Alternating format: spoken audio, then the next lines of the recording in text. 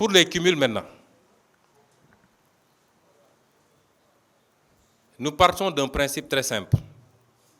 Moi, Ousmane Sonko, candidat à une élection présidentielle en 2019, j'avais inscrit dans mon programme que si je suis élu président de la République,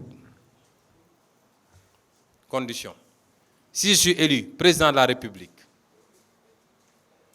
je ferai voter une loi à l'Assemblée nationale, laquelle loi interdirait définitivement les cumuls de fonctions. Cet engagement-là figurera, Inch'Allah, dans mon programme de 2024. Il se trouve que je n'ai pas été élu. Il se trouve qu'il n'y a pas une loi qui interdise le cumul. Donc, si on doit parler de cumul aujourd'hui, on ne peut en parler que sous l'angle moral. Moral. Votre président avait dit que s'il est élu, il ferait ceci. C'est vrai, il n'a pas été élu. C'est vrai, il n'y a pas la loi. Mais est-ce que vous ne pensez pas que moralement, vous devez prendre les devants? Le débat ne peut se poser qu'en ces termes. Je dois vous dire, les personnes concernées, je crois qu'il y en a 2, pas plus. Lors des investitures, j'ai personnellement appelé ces personnes pour leur dire que vous serez investis. Parce que nous voulons impérativement gagner. Thiès est extrêmement important pour nous. Lors des élections locales, on avait gagné la commune, la ville, mais nous avions perdu le département. Nous avons un leader qui commence à émerger et à s'imposer à Thiès. Et nous avions considéré que si on le met devant, on peut gagner le département de Thiès, ce qui fut fait.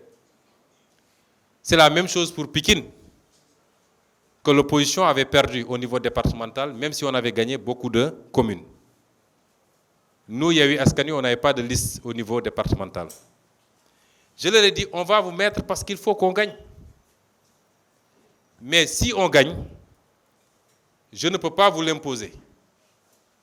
Mais si j'avais un choix, je vous demanderais d'opter pour l'un ou l'autre. Est-ce que vous me suivez très bien? Parce que personne ne peut contraindre quelqu'un à démissionner d'un mandat. Ni le président de la République, ni un président de parti politique, ni un parti politique. Le mandat a été conféré par le peuple. Et le titulaire du mandat est le seul à pouvoir dire « je démissionne ». Moi, je ne peux pas forcer qui que ce soit à démissionner d'un mandat. J'ai dit ce que je pensais, et c'est strictement sous l'angle moral. Ça n'a pas de base juridique. Strictement sous l'angle moral. Si moi, je suis élu président de la République en 2024, et même mieux, on n'attendra pas ça.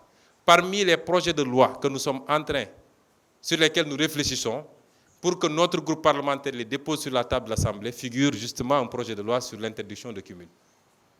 Et en ce moment, ce sera impératif pour tout le monde.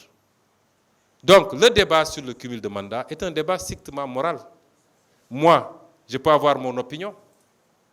Si notre liste n'avait pas été supprimée, et si j'étais passé à l'Assemblée nationale, j'aurais choisi entre mairie de Ziguinchor et Assemblée nationale.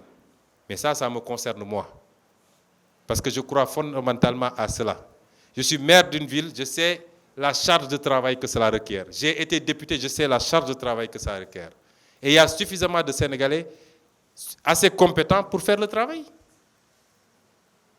Donc, le problème du cumul se pose en ces termes et il relèvera de chacune des personnes concernées de prendre sa décision. Soit de démissionner d'une fonction ou de dire je ne démissionne pas. Mais personne ne peut les contraindre à faire ou à ne pas faire. Je crois que j'ai été très clair sur cette question.